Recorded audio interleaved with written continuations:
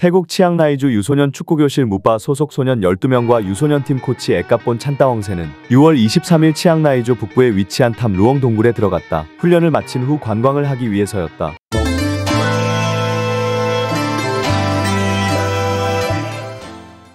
탐 루엉 동굴은 직선거리로만 3.2km인 태국에서 가장 긴 동굴로 인기 관광지 중 하나지만 내부가 미로처럼 복잡한 것으로도 유명하다. 엄청나게 구불구불한 데다 중간중간 높이가 1m도 안 되거나 사람 허리가 겨우 통과할 38cm의 좁다란 구간도 있다. 그런데 하필 그날 오후 이들이 들어가자마자 시작된 폭우로 동굴 내 물이 급격하게 불어났다. 이들은 차오르는 물을 피해 더욱 더 깊은 곳으로 계속 들어갔고 결국 동굴 안 5km 지점에서 고립되었다. 태국의 우기는 6월 말이나 7월 초에 시작하기 때문에 이 시점에서는 큰 문제가 없을 것으로 생각하고 들어간 것이지만 이번 우기는 평소보다 약간 빠르게 왔기 때문에 문제가 발생한 것. 소년들의 학부모들은 아이들이 날이 늦어도 돌아오지 않는 걸 이상하게 여겼고 공원 수색대가 실종 정황을 발견했다. 탐 루앙 낭론 동굴은 국립공원으로 지정되어 있고 해당 지역을 관할하는 공무원이 공원을 폐쇄하기 전 항상 수색 과정을 거치게 되어 있다. 이런 수색 과정에서 한 공무원이 13대의 자전거와 가방, 신발, 핸드폰 등을 발견했고 실종자들이 모두 아이들이라는 사실을 인지했으나 이미 침수가 위험한 수준으로 진행된 이후라서 구조를 할 수 없는 상황이었다. 축구클럽 사무실에서는 실종자들을 찾아 나서다 일찍 귀가한 실종자들 친구의 증언이 있었다. 설상가상으로 고립 직전 코치가 페이스북에 동굴 안에서 선수들과 사진을 찍은 포스트를 발견하게 되면서 실종자들의 동굴 고립이 확실해졌고 관할 소방서에 신고했다. 그리고 태국 정부는 실종 이튿날인 6월 24일부터 태국 해군 소속 네이비실 대원과 경찰, 소방대원, 육군과 해군, 해병대 소속 군인 등 1000명을 동원해 합동구조대를 조직, 수색에 나섰다. 동굴 입구 근처에서 실종자들의 자전거와 신발 등을 발견했다. 특히 침수되었던 곳이기 때문에 해군과 해병 소속 잠수부들이 집중 투입되었다. 이후 27일 미국 태평양사령부 소속 구조대원 30여 명을 시작으로 영국과 중국, 호주, 미얀마, 라오스, 독일, 이스라엘, 미국, 벨기에, 캐나다, 체코, 덴마크, 핀란드, 인도, 일본, 네덜란드, 러시아 등 전 세계에서 온 다국적 구조대가 수색 작업에 동참했다. 하지만 상황은 악조건 중에 악조건이었다. 엄청나게 길고 구불구불하고 좁은 동굴인데 거의 전 구간이 물로 차 있는 상황에 기상도 좋지 않아 비까지 계속 내리다 말다 해서 수위도 오르락내리락 했다. 좁고 긴 동굴 구조 탓에 유속도 급하고 또 물이 혼탁했기 때문에 아무리 경험 있는 전문 다이버들도 들어갈 때에는 6시간이 걸리고 나올 때에는 5시간이 걸릴 정도. 파타야 비치 직전까지 구조대가 진입했다가 물이 불어나면서 다시 후퇴하는 상황도 벌어졌다. 물론 지상에서도 다른 출입구를 찾기 위해 태국 육해군과 경찰 소방당국 특수구조대가 여러 산을 뒤지고 진입하고 땅을 뚫어가며 실종자들의 위치를 찾고 있었다. 입구부터 이어지는 통로를 이용하는 것이 너무 어려워서 태국의 구조당국은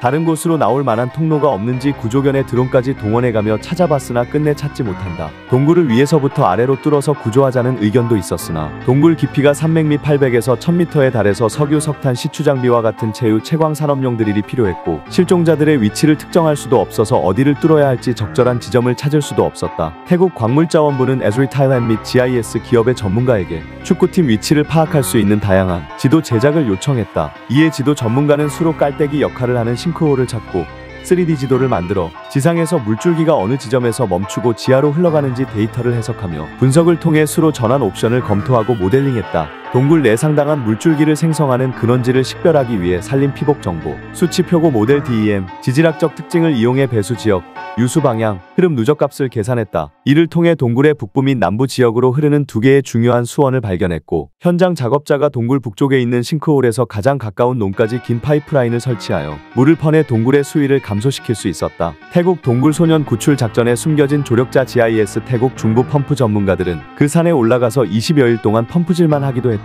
동굴에 물을 빼기 위해서는 어딘가에다 흘려보내야만 하는 상황인데 결국 그건 산 밑일 수밖에 없었다. 수 킬로미터 길이의 동굴을 채운 엄청난 양의 물이 한꺼번에 동굴 밖으로 흘러내려가게 되면 산 아래쪽에 있는 마을의 농부들이 농사짓던 논이나 밭이 다 침수될 수밖에 없었다. 그런데 여기서 감동적인 이야기가 나온다. 농부들이 먼저 잠겨도 상관없다. 물 다 뽑아서 뽑을 수 있을 때까지 다 뽑아서 논을 다 망쳐도 상관없으니 아이들을 살리기 위해 물을 내려보내라고 제안했다. 태국 정부에게 농사가 망쳐져도 나중에 아무런 불평을 하지 않겠다는 각서까지 썼다. 결국 배수한 물을 내려보냈고 태국 정부는 이를 나 몰라라 하지 않고 농부들에게 보상을 약속했다. 마하 와치랄롱권 국왕은 구조 작업을 국가적 우선순위로 선언하고 자원봉사자 약 1만 명과 군인을 포함한 태국 노동자 2,000명, 태국 네이비실 150명, 정부 관계기관의 대표 100명 이상이 구조 작전을 지원했다. 한편 유소년 선수들과 코치를 포함한 13명은 동굴 천장과 종유석에 맺힌 물을 마시며 버티고 있었다. 코치가 소년들에게 움직임을 최소화해 에너지를 아끼는 한편 동굴 바닥에 흐르는 물 대신 천장에 맺힌 물을 마실 것을 권했다고 한다.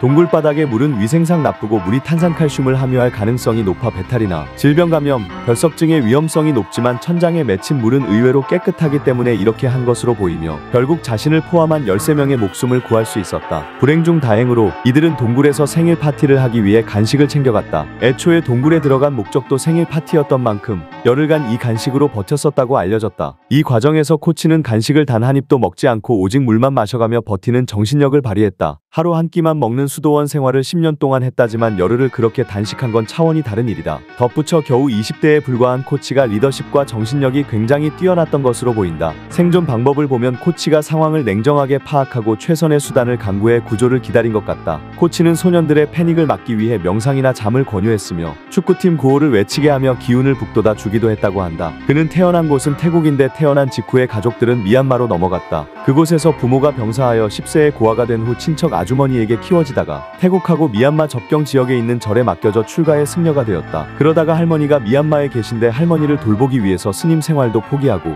일주일 중에 하루 정도는 새벽에 미얀마 국경을 넘어서 미얀마에 가서 할머니를 돌보고 다시 돌아오고는 생활을 반복했다고 사건 3년 전에 환속한 경력이 있다고 하며 승려 생활 경험이 동굴에서 버티는데 큰 힘이 되었다고 한다. 또한 순번을 정해서 새로 땅을 파도록 했는데 최대 5m까지 팠다. 생존을 위해 절박함에서 나온 행동이긴 했지만 결과적으로는 이 자체도 생존에 도움이 되었다. 이러한 행동을 통해서 탈출할 수 있다는 희망을 살릴 수 있던 것. 실종 열흘 만인 7월 2일 마침내 동굴 입구로부터 야고 떨어진 곳에서 실종자들이 발견됐다. 영국인 구조대원들 존 볼랜던과 리처드 스탠턴이 처음으로 발견했다. 상황이 굉장히 드라마틱한데 둘 중 한 명이 뒤따라오는 다이버들을 위해 동굴 내 가이드라인을 설치하는 도중에 줄이 다 떨어지자 잠깐 숨이나 돌리려고 물 밖으로 나왔는데 바로 거기에 아이들이 있었던 것이다. 발견될 당시 소년들은 사방이 물에 둘러싸인 작은 진흙 언덕 위에 웅크리고 앉아 있었다. 태국 해군이 이날 공개한 영상을 보면 소년들은 영국인 구조대가 다가오자 영어로 안녕하세요 라고 인사했다. 몇 명이 있냐는 구조대의 질문에 영어로 13명이라고 대답하고 감사합니다 라고 외치기도 했다. 구조대원에게 자신들이 동굴에 얼마나 있었는지 언제 밖으로 나갈 수 있는지 질문을 던지기도 했다. 곧 후발 다이버들이 찾아와서 아이들의 상태를 확인했고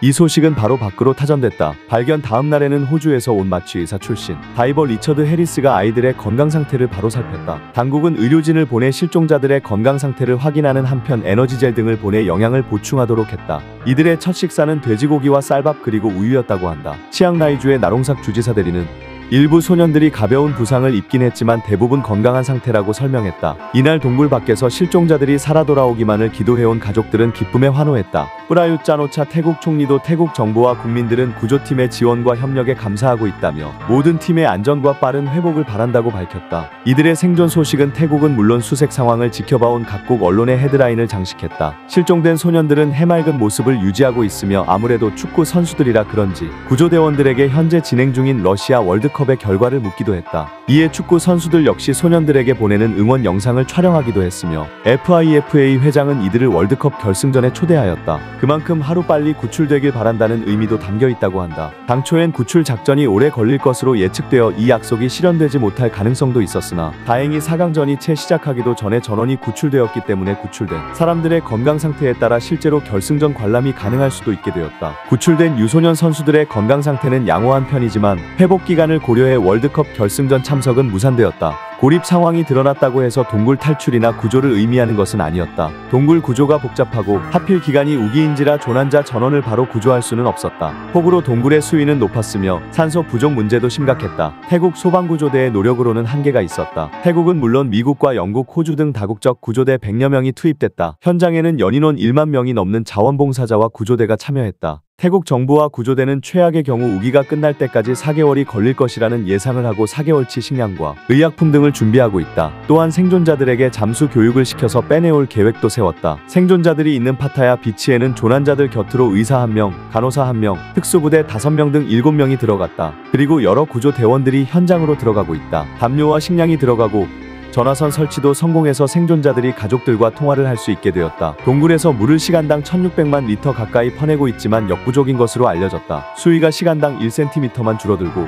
이걸 하루 종일 중지 없이 양수기를 작동시켜가며 퍼낼 경우 24cm. 그리고 동굴로 유입되는 물의 양을 생각해볼 때 아주 조금씩 수위가 줄어드는 정도다. 게다가 일부 봉사단체가 퍼낸 물을 다시 동굴의 지하수 수원지대로 보내는 실수를 저지르기도 했다고 한다. 나오려면 조난자들이 자력으로 잠수해서 오는 방법이 꼽혀 조난자들에 대한 잠수 교육을 시작했다. 잠수 마스크를 쓰고 숨쉬는 훈련부터 시작했다고 한다. 구조대원과 선수들은 로프에 서로 연결됐다. 이 상태로 잠수와 수영, 걷기와 등산을 반복했다. 한 명당 2명의 구조대가 붙어서 데려나올 예정이지만 몇몇 좁은 구간에선 단독으로 잠수를 해야 되는 부분이 있다고 한다. 통로는 성인 한 명이 겨우 빠져나갈 정도로 좁았다. 그만큼 여건이 좋지 않았다. 한편 다른 방법으로 동굴의 천장 방향으로 굴착해서 세로 통로를 만드는 방법도 구상하고 있다. 하지만 굴착 작업을 할 수 있는 위치가 해발 1200지점으로 험한 산중인데다 수직으로 약 700m를 뚫어야 하는 어려움이 있다. 게다가 붕괴 위험도 있다. 몇몇 소년들과 코치의 상태가 잠수로 동굴을 빠져나오기에 부적합하다는 의료진의 검진 결과가 나왔다. 실종된 일주일간 적절한 영양 공급이 되지 않아서 그렇다고 의료진이 밝혔다. 잠수를 가르쳐서 소년들을 빼오는 일정에 차질이 생기게 되었다.